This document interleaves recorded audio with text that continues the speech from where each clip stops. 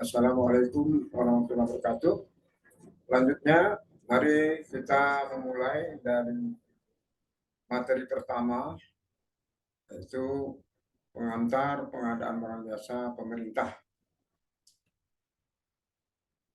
Baik, adapun materi ini, kompetensi dasar yang diharapkan adalah berupa eh, setelah mengikuti pembelajaran ini, peserta diharapkan dapat menjelaskan gambaran umum tentang pengadaan barang dan jasa dengan indikator keberhasilan adalah peserta mampu menjelaskan ketentuan-ketentuan umum dalam pengadaan jasa seperti pengertian dan proses pengadaan jasa serta definisi pengadaan jasa tersebut.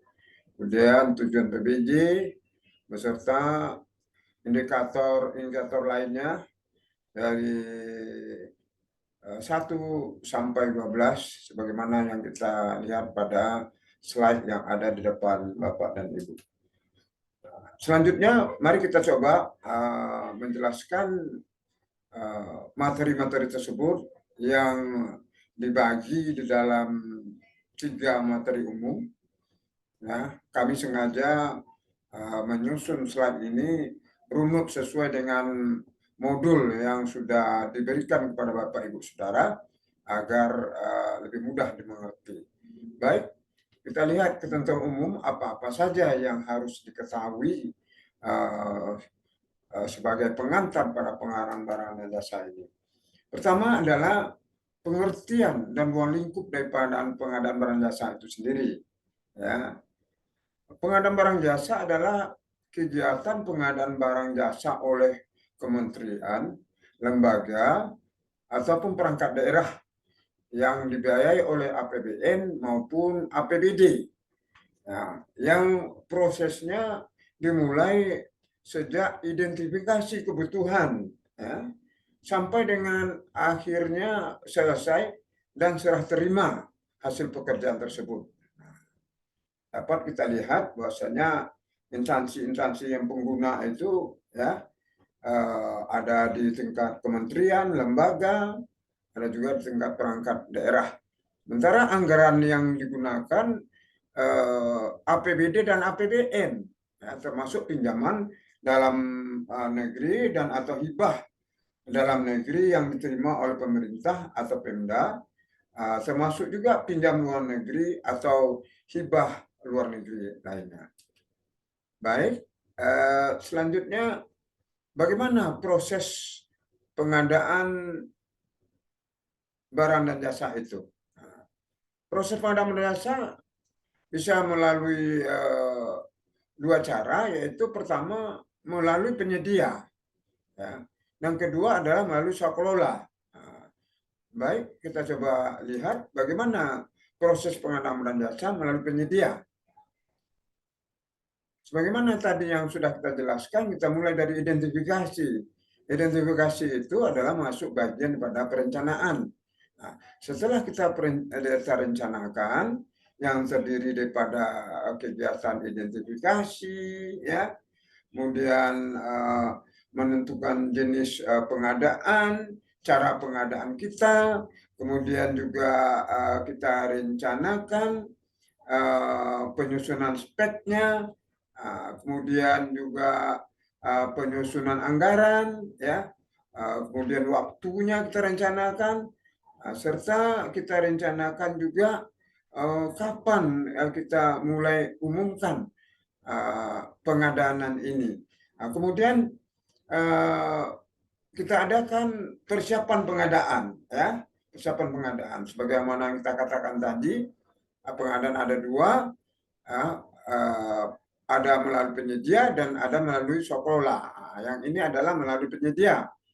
Setelah perencanaan kita masuk kepada persiapan pengadaan, ya, yang dilaksanakan oleh pihak pengguna tentunya. Nah, pada persiapan pengadaan, ya, kita melakukan paling tidak yaitu adanya penetapan apakah spek yang akan kita gunakan nanti itu bagaimana? Kalau dia pekerjaan barang dan atau pekerjaan konstruksi. Kemudian bagaimana kalau dia pekerjaan jasa? Nah, kita menyusun KAK-nya. Nah, selanjutnya kita menyusun dan menetapkan HPS. Kemudian juga pada persiapan pengadaan itu kita susun rancangan kontraknya bagaimana, karena mulai penyedia, dan kita buat ID RUP-nya, nah ya, yang akan kita serahkan nantinya kepada ULP. Nah, selanjutnya ULP melakukan persiapan pemilihan, ya, persiapan pemilihan, ya, secara umum ada banyak kegiatan lagi yang dilakukan oleh ULP, ya, dapat kita lihat pada modul dan slide yang ada tadi itu. Kemudian barulah berikutnya di persiapan pemilihan ini ada antara ULP, ya, yang dikerjakan oleh Pokja yang perlu dikonfirmasikan, didiskusikan, disamakan dengan pihak pengguna. Setelah semuanya clear, maka selanjutnya diadakan proses pemilihan dengan langkah-langkah yang dapat kita lihat pada slide yang ada tadi itu. Setelah proses pemilihan, ya, setelah didapat calon pemenang, maka Pokja lalu OLP membuat berita acara hasil proses pemilihan dan disampaikan kepada PPK. Selanjutnya PPK menyusun menetapkan surat perintah penetapan pemenang pengadaan barang jasa dan dibikin kontraknya, serta berikutnya PPK membuatkan surat perintah mulai kerja atau surat perjanjian pekerjaan, dan mulailah penyedia bekerja yang tentunya dimonitor, dikendalikan oleh pengguna bersama direksi yang ada. Setelah pekerjaan selesai, ya, maka diperiksa oleh direksi, kemudian diadakan pemeriksaan untuk serah terima, ya, serah terima dari penyedia kepada PPK, ya. Kemudian berikutnya disiapkanlah serah terima dari PPK kepada KPA atau PA. Nah, itulah prosesnya secara umumnya. Berikutnya mari kita lihat prosesnya kalau pekerjaan swakolola. Nah, tidak berapa berbeda, Bapak Ibu Saudara, ya, tidak berapa beda. Tetap mulai segala sesuatunya mulai dari perencanaan, ya, dapat kita lihat, identifikasi juga, kemudian kita siapkan swakolola tadi itu, ya, bagaimana swakolola itu kita siapkan, dan tentunya kita siapkanlah siapa yang akan membantu, siapa sebagai pelaksana, ya, siapa tim penyelenggaranya. Nah, kemudian baru kita laksanakan swakolola tadi itu, ya. Dalam pelaksanaannya swakolola itu ada 4 tipe. Pertama, swakolola yang dilaksanakan oleh instansinya sendiri, ya. Kemudian swakolola yang dilaksanakan oleh instansi lain. Yang ketiga adalah swakolola yang sebagai pelaksananya adalah oleh organisasi masyarakat. Sedangkan yang keempat adalah swakolola yang pelaksananya adalah oleh Pokja. Kita ulangi, oleh Pokmas, kelompok masyarakat. Nah, itu swakolola. Nah, kemudian mari kita lihat berikutnya jenis pengadaan. Ya, jenis pengadaan ada barang, ada jasa konstruksi, pekerjaan konstruksi, ada jasa konsultasi, dan ada jasa lainnya. Ini secara umum, nanti pada bab-bab berikutnya, pada materi berikutnya kita bisa jelaskan mana masuk kategori barang, mana yang masuk kategori pekerjaan konstruksi, dan mana yang masuk kategori pekerjaan konsultasi, dan apabila tidak masuk pada jasa konsultasi, maka bisa kita masukkan kepada jasa lainnya. Next. Selanjutnya, apa tujuan pengadaan barang jasa? Secara umum tujuan pengadaan jasa itu adalah menghasilkan barang jasa yang yang tepat untuk setiap uang yang dibelanjakan, ya, yang uang dibelanjakan. Baik secara kualitas, kuantitas, waktu, biaya, ya, lokasi, dan penyedia yang tepat semuanya. Itu untuk apa? Untuk meningkatkan value for money, meningkatkan value for money, meningkatkan nilai uang, ya. Ada 7 daripada yang akan dicapai. Pertama yaitu meningkatkan penggunaan produksi dalam negeri, ya, diharapkan dari PBJ ini, kemudian meningkatkan peran serta UMK dan koperasi. Kemudian dengan pengadaan barang dan jasa, kita juga diharapkan meningkatkan peran pelaku usaha nasional, serta selanjutnya mendukung pelaksanaan penelitian dan pemuatan barang jasa hasil penelitian itu sendiri. Nah, kemudian juga diharapkan meningkatkan keikutsertaan industri kreatif di dalam negeri serta mewujudkan pemerataan ekonomi dan perluasan kesempatan kerja berusaha, dan terakhir itu meningkatkan pengadaan yang berkelanjutan yang berwawasan lingkungan. Next, mari kita lihat kebijakan dalam pengadaan barang jasa ini yang terakhir itu diterbitkan oleh pemerintah melalui peraturan presiden nomor 16 tahun 2018 yang disempurnakan dengan peraturan presiden nomor 12 tahun 2021. Ya, apa saja itu kebijakan dalam pengadaan barang dan jasa tersebut? Ada 8 kebijakan pengadaan barang jasa. Pertama, meningkatkan kualitas perencanaan pengadaan barang jasa. Kemudian kita diharapkan melaksanakan PBJ yang lebih transparan, diharapkan lebih terbuka dan lebih kompetitif adanya. Selanjutnya juga diharapkan akan bisa memperkuat kapasitas kelembagaan yang ada serta sumber daya pengadaan barang dan jasa itu sendiri. Kemudian berikutnya diharapkan kita sesuai dengan era yang ada sekarang ini, yaitu era digitalisasi, diharapkan kita akan mengembangkan e-marketplace dalam PBJ, ya, electronic marketplace. Nah, kemudian yang kelima yaitu menggunakan teknologi informasi yang mau tidak mau kita harus adaptif, harus menyesuaikan diri dengan kondisi yang ada, serta menggunakan transaksi elektronik, ya, transaksi elektronik yang tidak bisa tidak kita sudah melanda Indonesia, melanda dunia. Kemudian 6, kita bagaimana diharapkan mendorong penggunaan barang dan jasa dalam negeri dan menggunakan standar nasional Indonesia.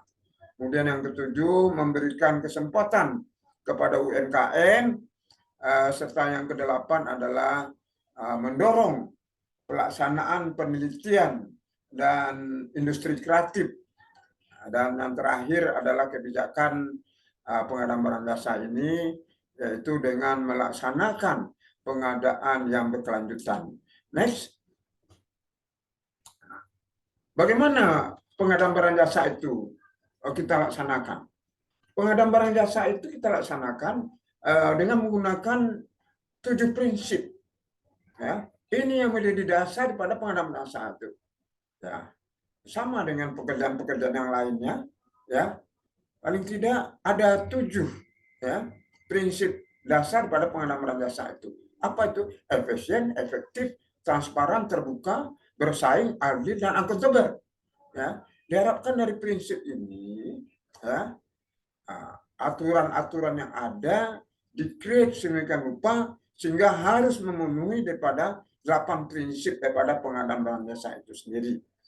Nah, ini yang menjadi induk daripada aturan-aturan yang akan didetail sampai dengan ada peraturan lembaga, ya keputusan deputi, mungkin ada juga peraturan teknis dari instansi teknis, dan bahkan juga bisa ditindaklanjuti dengan peraturan dan ketentuan peraturan perundangan di daerah. Next, selanjutnya mari kita lihat dalam pengadaan barang jasa ini, ya, kita melaksanakan pengadaan jasa itu dengan suatu etika, nilai-nilai, norma-norma yang harus kita laksanakan untuk mendapatkan suatu pengadaan yang harmonis, ya, harmonis antara penyedia dengan pengguna, ya, antara pelaku dengan dunia usaha, ya. Ada 8 etika pada pengadaan barang dan jasa. Nah, pertama yaitu tertib dan tanggung jawab. Kemudian yang kedua adalah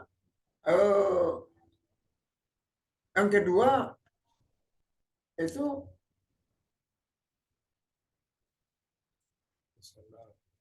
ya, dapat kita lihat yang kedua, dan yang ketiga, ya, pada slide saya lihat, nah, ada 8 etika ini harus diikuti.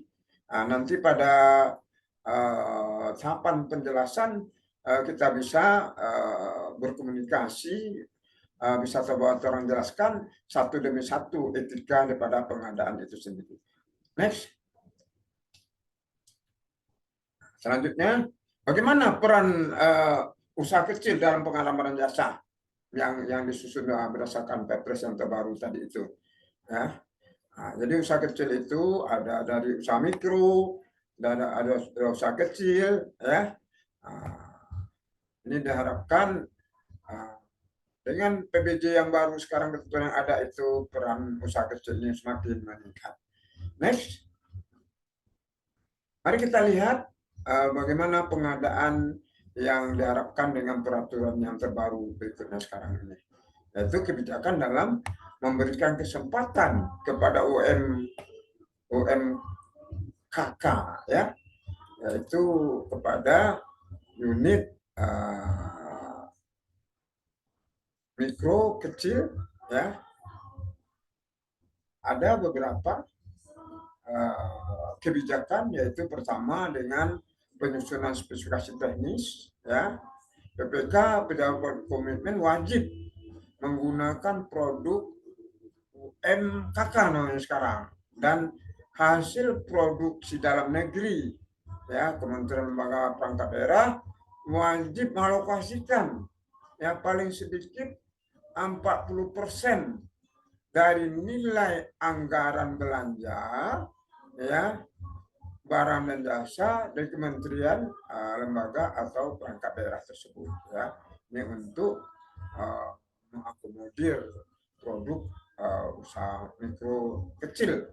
Kemudian paket pengadaan barang jasa konstruksi, jasa maupun jasa lainnya dengan nilai pagu anggaran sampai dengan 15 miliar diperuntukkan bagi usaha kecil dan atau koperasi sesuai dengan pekerjaan yang menurut kompetensi teknisnya, ya, kecuali pekerjaan yang menurut teknisnya tidak bisa ditangani oleh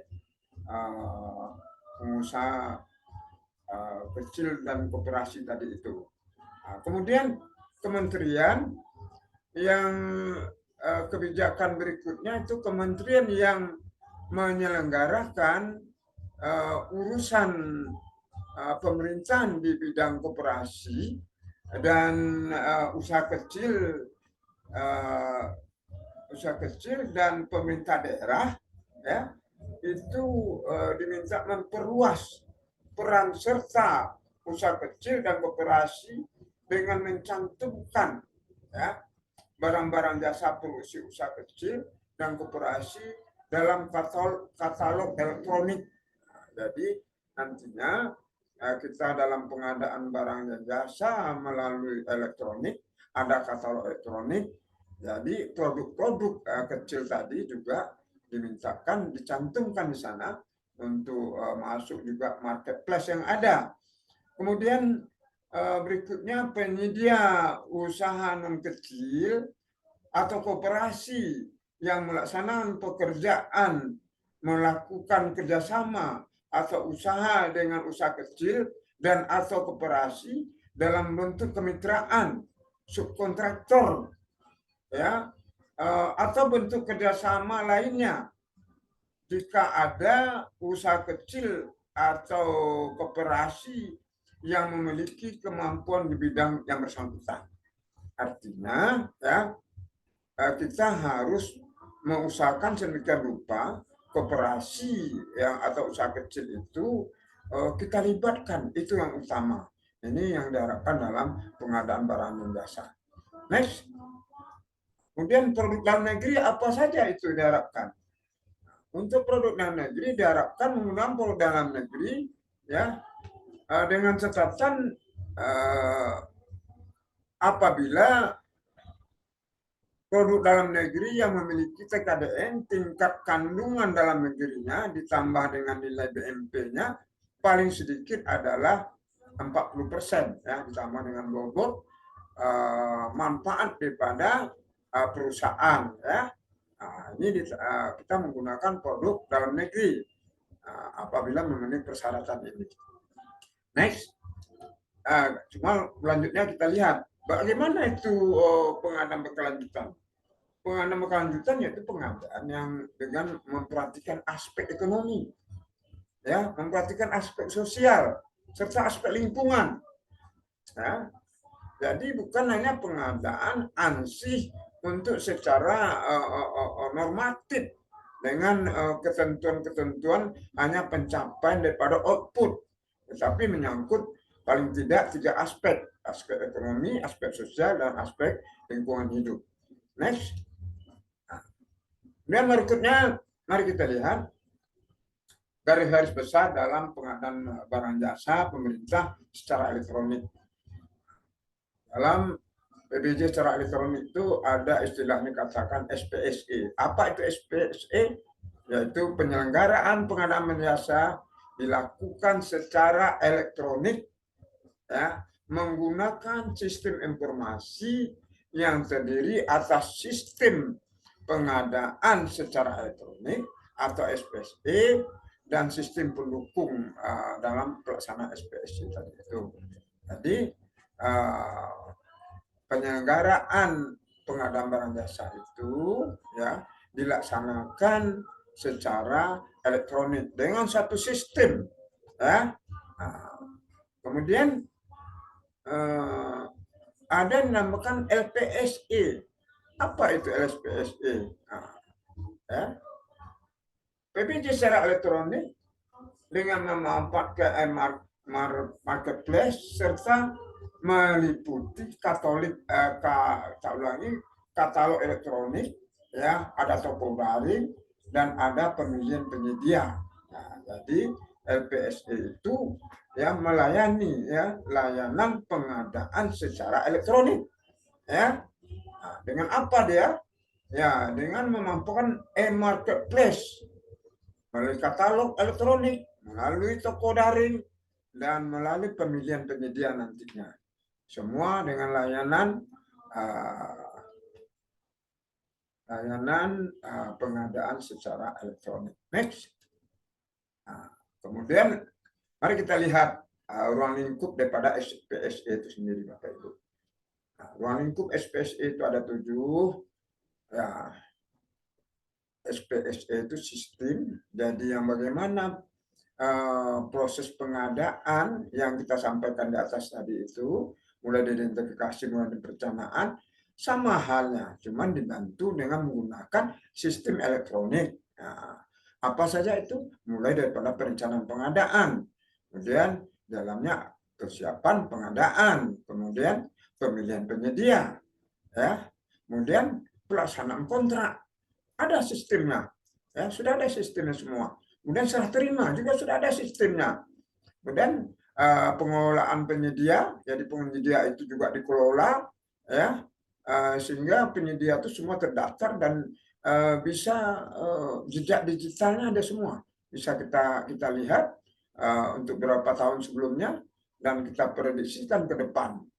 Kemudian juga kita bisa menggunakan katalog elektronik yang ada atau e-katalog untuk pengadaan itu sendiri. Next.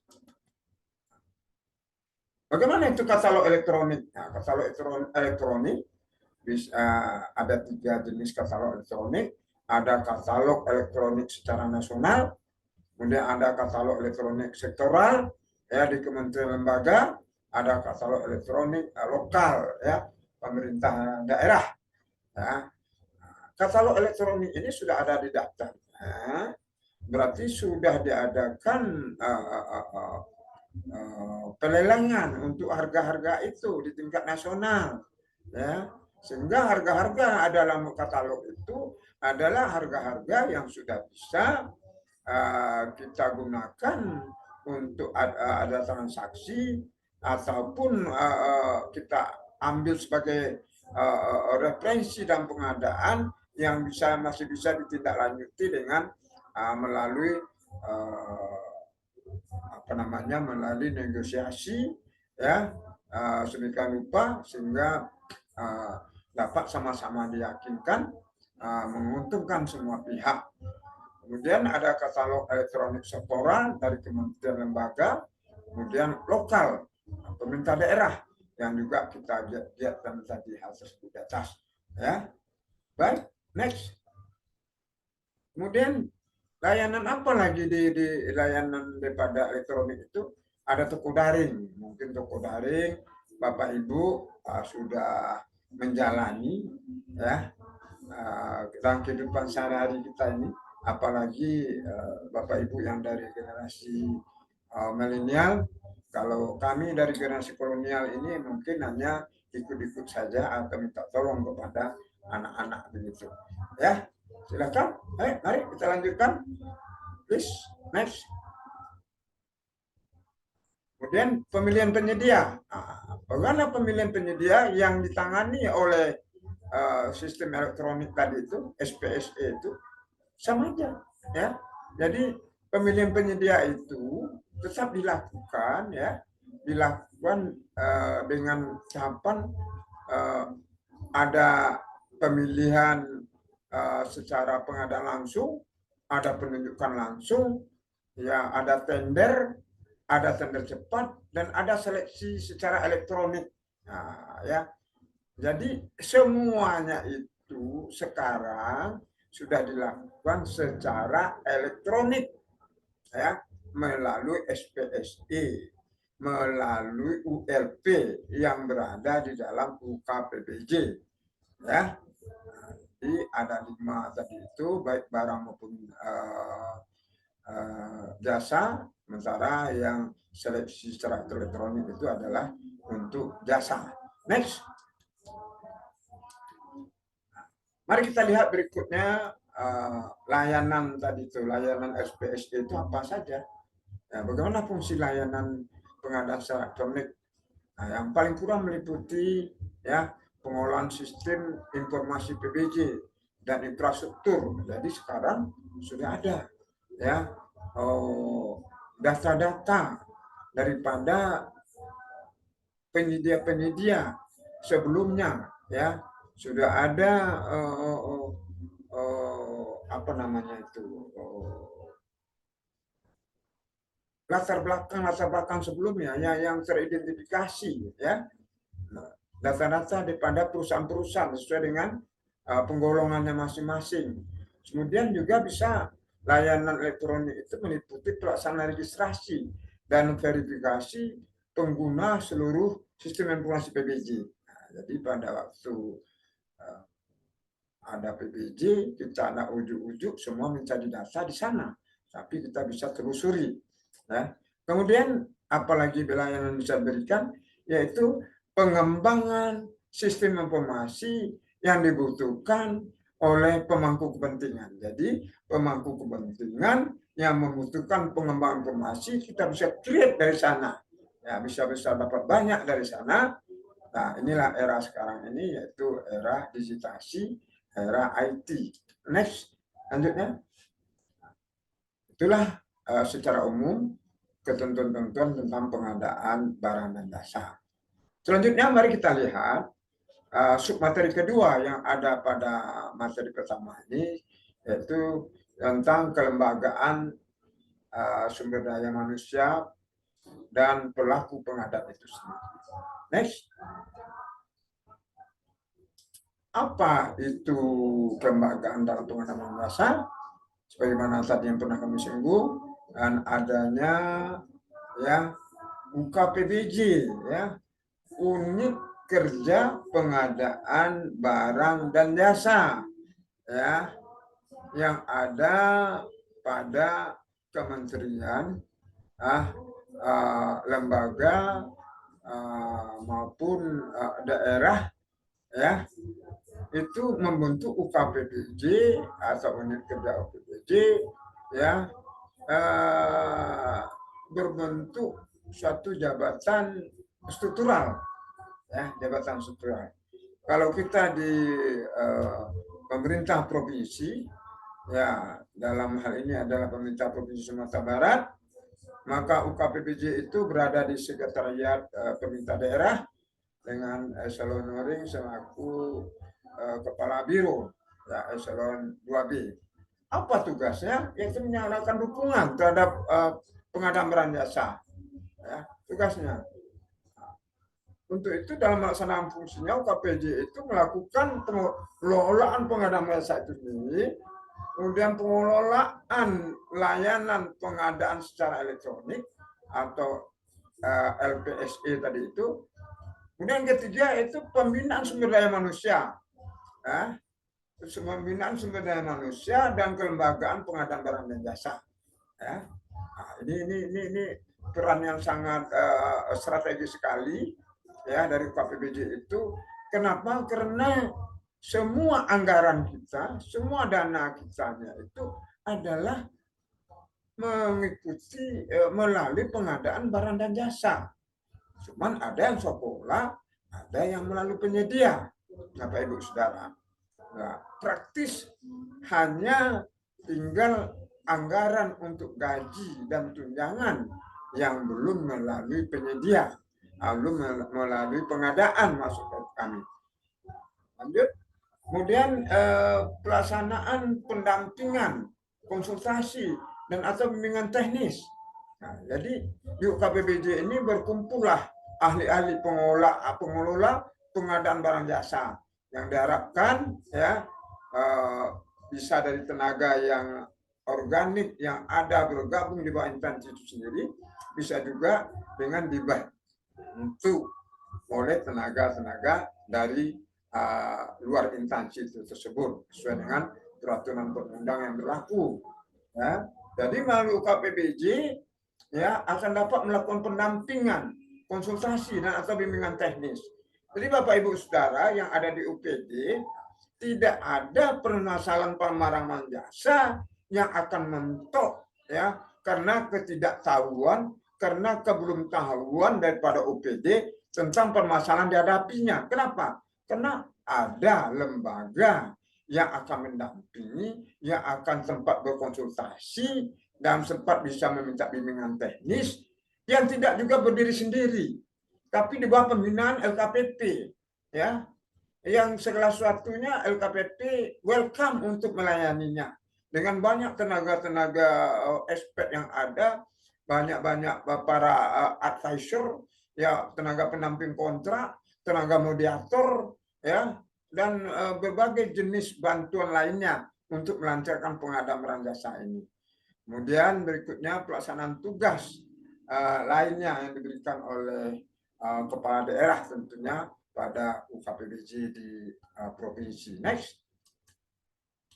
Ini sumber daya manusia untuk PBJ itu, sumber daya itu dibutuhkan untuk pengelola fungsi PBJ, ya, berupa apa itu dia? Berupa pengelola pengadaan barang dan jasa. Nah, ini yang utama ini di dalam pengadaan barang jasa, dan personil lainnya. Apa personil lainnya? Pejabat pembuat komitmen, ya, pejabat pengadaan, pokja pemilihan, kemudian kepala UPPJ itu sendiri dan pengolah LPSE. Inilah sumber daya manusia dalam pengadaan barang dan jasa. Kemudian juga dibutuhkan sumber daya pendukungnya dalam kebijakan itu dalam satu lembaga. Kemudian sumber daya pendukung ekosistem ya dalam pengadaan barang jasa. Adanya dibutuhkan advokasi ya, mungkin advisor dan lain sebagainya, itu yang dibutuhkan. Baik, selanjutnya kita lihat pelaku pengadaan barang dan jasa. Pelaku pengadaan barang jasa ada 7 pelaku pengadaan barang jasa. Mulai di pertama adalah PA dan KPA, pengguna anggaran, ya, atau kuasa pengguna anggaran. Kalau tidak ada kuasa pengguna anggaran, maka pengguna anggaran adalah dijabat oleh kepala ya instansi, ya kepala instansi. Kalau di sekretariat itu adalah sekretaris daerah. Ya, kemudian kepala biro menjadi KPA.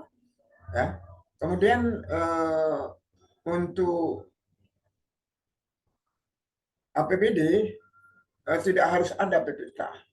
Tidak harus ada PPK, pejabat pembuat komitmen maksudnya. Ya. Apabila tidak ada PPK, maka PPK ya dalam pengadaan barang jasa, peran dan tugas tanggung jawab PPK ya ditindaklanjuti dilaksanakan oleh PA KPA ya, di bawah tanggung jawab PA dan KPA. Dan ini secara umum ada PPK, pejabat pembuat komitmen, yang membuat komitmen, Ini tentunya berdasarkan PPK ini adalah dengan SK daripada kepala daerah atas usulan dari pengguna anggaran. Kemudian apalagi pelaku daripada pengadaan jasa itu adanya pejabat pengadaan juga berada di ULP ya. Pejabat pengadaan ini untuk pengadaan langsung ya, pengadaan langsung yang diadakan oleh yang dibutuhkan oleh PD dilaksanakan oleh pejabat pengadaan yang berada pada ULP. Kemudian pokja pemilihan untuk yang tender atau seleksi. Selanjutnya apabila pekerjaan itu dilaksanakan dengan Sokolola, maka ada penyelenggara Sokolola. Ya, penyelenggara Sokolola ada mulai dari perencana, ada tim pengawas, dan ada tim pelaksana nantinya. Juga pemerintah memberi kesempatan ya dalam membantu kalau nantinya Pokja ini sudah sangat syarat sekali kegiatannya, diberi peluang kepada pihak swasta untuk membuat agen pengadaan, ya, agen pengadaan. Kemudian terakhir, siapa pelaku pengadaan itu? Adalah penyedia barang dan jasa. Siapa itu penyedia barang jasa? Penyedia barang dan jasa adalah pelaku usaha yang melaksanakan kegiatan pekerjaan berdasarkan kontrak, ya, yang melakukan penyediaan pengadaan berdasarkan kontrak. Dan next. Kemudian mari kita lihat Bapak Ibu submateri ketiga yang pada pengantar ini, yaitu memberi pengertian kepada Bapak Ibu tentang keduluan hukum dalam pengadaan barang jasa. Next. Ada aspek hukum dalam pengadaan barang jasa, ada hukum administrasi negara, ada masuk hukum ranah hukum perdata, ada hukum pidana, dan ada hukum persaingan usaha. Nah, di mana ranahnya ini berlaku? Kita lihat pada waktu kegiatan pengadaan barang jasa yang mulai dari perencanaan, kemudian masuk pada persiapan, masuk kepada pemilihan, pengumuman, ya, serta alokasi sampai masa sanggah sebelum ditetapkan pemenang itu masih masuk wilayah administratif, ya, masuk wilayah administratif, sehingga ranahnya di sini adalah ranah wilayah hukum daripada administratif, ya, wilayah hukum administrasi, ya. Jadi belum ada masuk permasalahan private perdata, ya. Nah, kemudian setelah adanya penetapan pemenang, adanya kontrak, serta adanya serah terima hasil pekerjaan, ya, maupun nanti bagaimana mungkin ada keadaan kahar dan segala macam, ini masuk wilayah hukum perdata, ya. Ya. Kenapa? Dan kapan pidananya itu masuk? Ya, kalau dalam semua wilayah mulai dari perencanaan itu adanya unsur-unsur yang mengandung unsur-unsur pidana, seperti apa? Seperti penipuan, manipulasi, ya, seperti penggelapan, ya, seperti markup, yang terbukti adanya menerima uang. Nah, ini kalau ada bukti tentu berlakulah semua ketentuan yang ada pada hukum pidana. Demikian. Next. Nah, kemudian aspek hukum apa berikutnya? Pengawasan. Pengawasan dalam pengadaan barang jasa, ya. Pengawasan apa? Pertama, lingkupnya pengawasan internal, ya. Internal pertama dari pihak pengguna anggaran sendiri kepada unsur di bawahnya, ya. Kemudian dari pihak aktif, ya. Kemudian juga dari pihak berikutnya ada pihak APH, aparat penegak hukum, juga ada kepada auditor pembangunan, dan juga ada auditor negara tentunya. Apa itu? Meliputi apa itu? Meliputi pemenuhan nilai manfaat yang sebesar-besarnya. Jadi Bapak Ibu, ya, apapun pengadaan itu bukan hanya orientasi output, ya, tetapi ada manfaat. Manfaat ini bukan hanya manfaat yang sebisanya, tapi manfaat yang sebesar-besarnya. Nah, seperti di awal tadi, tujuan pengadaan kita adalah kan value per money, ya. Nah, kemudian apalagi kepatuhan terhadap peraturan. Nah, ini udah letterlek nih. Jadi Bapak Ibu, karena negara kita menganut hukum, apa nama istilahnya, berbeda dengan hukum di Amerika sana, kita masih menganut Eropa kontinental. Jadi yang tertulis itulah menjadi peraturan yang harus diikuti. Kemudian juga kita awasi bagaimana pencapaian tingkat kandungan dalam negerinya itu. Jadi pihak atasan harus dari awal tetap memonitor, ya, apa yang direncanakan oleh PPK beserta asisten atau pembantu-pembantu lainnya. Dari awal sudah kita cek tingkat kandungan dalam negerinya. Kemudian penggunaan produk dalam negeri, agar supaya apa? Agar tercapai daripada tujuan daripada pengadaan barang jasa itu sendiri. Kemudian pencadangan dan peruntukan paket untuk usaha kecil. Nah, ini Bapak Ibu.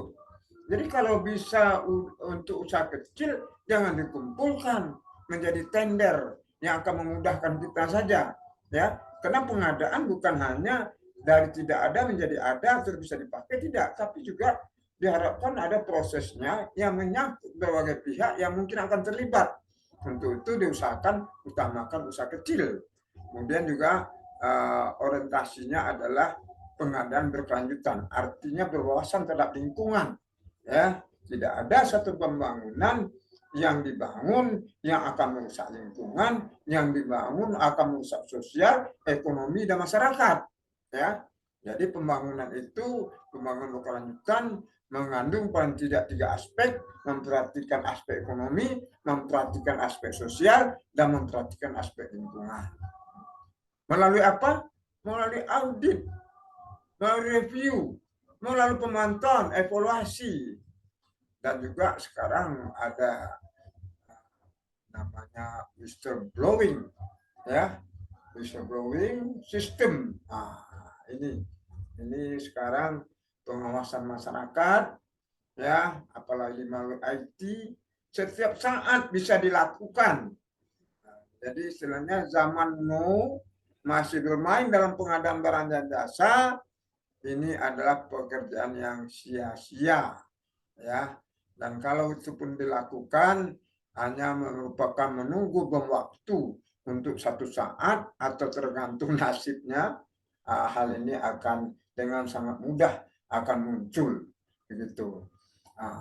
Pada akhirnya pengawasan ini ya akan ditindaklanjuti oleh Menteri, Kepala Lembaga, Kepala Daerah, ya, yang wajib melakukan pengawasan melalui aparat pengawas, ya, internal bersangkutan.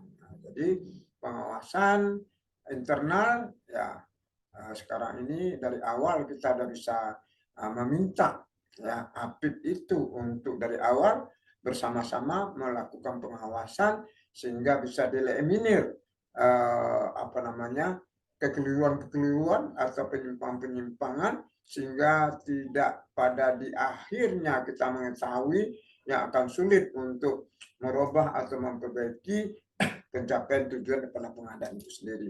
Next. Dalam pengadaan barang dan jasa ini kita juga mengakomodir, ya, pengaduan oleh masyarakat, ya, pengaduan masyarakat. Kenapa? Karena masyarakat adalah merupakan shareholder daripada pengadaan itu sendiri. Ya, pengadaan itu adalah untuk masyarakat. Uangnya ada uang masyarakat yang dikelola oleh kita aparatur tadi itu.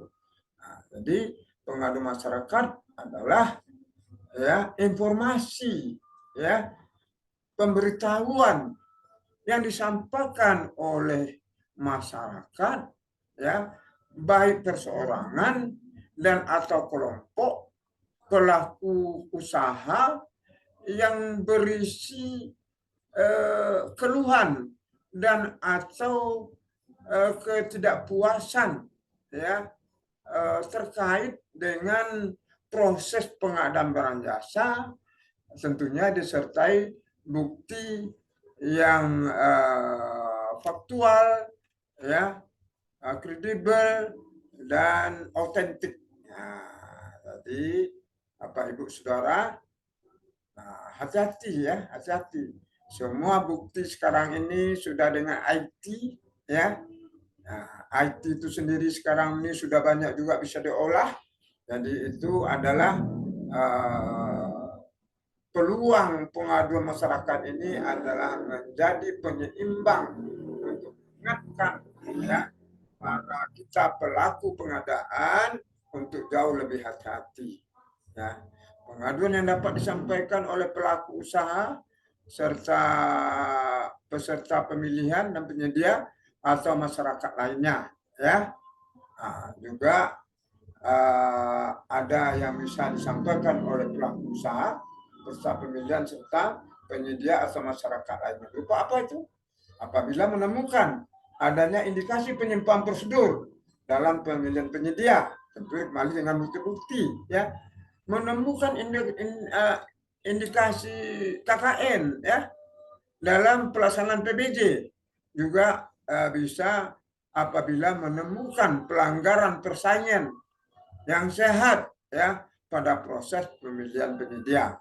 Dan selanjutnya juga bisa diakomodir, ya, pengaduan dari pelaku usaha tadi itu apabila peserta pemilihan yang telah melakukan sanggah, ya, tetapi masih belum puas dengan jawaban yang diberikan oleh pokja pemilihan, ya. Ini bisa kepada pengaduan berikutnya, ya.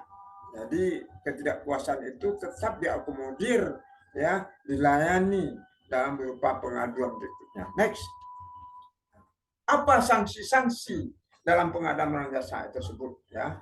Sanksi itu bisa bermacam-macam, ya. Diberikan pertama, ya, sanksi kalau di dalam proses sesuai dengan proses-proses tahapannya, ya, proses tahapan yang ada, sanksi yang bisa digugurkan dalam pemilihan nantinya. Kemudian sanksi juga berikutnya dikenakan sita jaminan, ya, dan banyak sanksi-sanksi lainnya sesuai dengan proses yang ada. Dapat kita lihat pada slide yang ini, dan nantinya sanksi-sanksi itu pada detail pada materi berikutnya bisa kita breakdown lagi berikutnya. Next.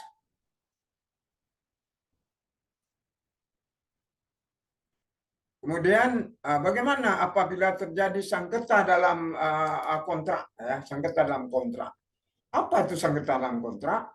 Sengketa dalam kontrak ada perselisihan yang timbul, ya, dimulai dari penandatanganan kontrak, mulai penandatanganan kontrak, ya, hingga berakhirnya kontrak pengadaan barang jasa antara pemilik, ya, paket atau pemilik apa namanya pekerjaan, ya, dan pelaksana atau paket yang terikat dengan hubungan kontraktual dalam pengadaan barang jasa. Sengketa kontrak. Jadi sengketa kontrak adalah antara pengguna dengan penyedia, ya, penyediaan pengadaan barang jasa. Mulai dari penandatanganan sampai berakhirnya kontrak. Berakhirnya kontrak itu bukan sampai pekerjaan selesai, tidak, tapi sampai berakhirnya masa pemeliharaan, sampai serah terima terakhir atau final and over, ya, sampai final and over. Jadi kalau ada sengketa, kita ya akan bisa menggunakan penyelesaian melalui apa? LKPP sudah menyediakan layanan penyelesaian sengketa di pusat, ya. Penyelesaian sengketa, alhamdulillah, di mana kami juga sebagai advisor dalam mediator, kita ulangi, mediator dalam penyelesaian sengketa kontrak yang bisa kita laksanakan dengan berbagai cara, ya. Kemudian juga penyelesaiannya dengan arbitrase atau bani, kemudian dewan sengketa konstruksi, dan atau penyelesaian melalui pengadilan. Dia penyelesaian kontrak dan juga bisa dimediatori penyelesaian kontrak itu sengketa itu sendiri. Next. Kemudian pelayanan hukum bagi pelaku pengadaan barang jasa. Ini tentunya suatu hal yang perlu diketahui oleh kita, ya, selaku bagian daripada pelaku pengadaan barang jasa itu, apakah itu selaku KPA, apakah itu selaku PPK, apakah itu selaku pejabat pengadaan, apakah itu nantinya kita selaku pokja, ataukah kita selaku tim penyelenggara, ya. Apa saja pelayanan hukum bagi pelaku yang ada tadi itu, termasuk tentunya kalau penyedia juga, ya, walaupun bukan pemerintah, tapi ini aturan perundang-undangan memberikan pelayanan hukum bagi pelaku pengadaan barang dan jasa, ya. Pelaku pengadaan PA, KPA, PPK, dan pemilihan yang terkena permasalahan hukum terkait PBJ wajib diberikan pelayanan hukum. Jadi yang wajib itu adalah PA, KPA, PPK, pejabat pengadaan, pokja pemilihan, ya, yang terkena masalah hukum. Ini kami pernah mengajukan juga itu, ya. Kalau di daerah PPTK bagaimana?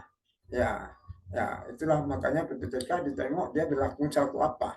Kalau PPTK-nya berlaku selaku PPK, tentu termasuk yang diberikan pada jaminan untuk apabila terkena permasalahan hukum. Kemudian pelayanan hukum diberikan sejak proses penyidikan hingga putusan pengadilan. Nah, itu diharapkan tentunya pemerintah daerah juga melokasikan dana dan sumber daya untuk hal itu.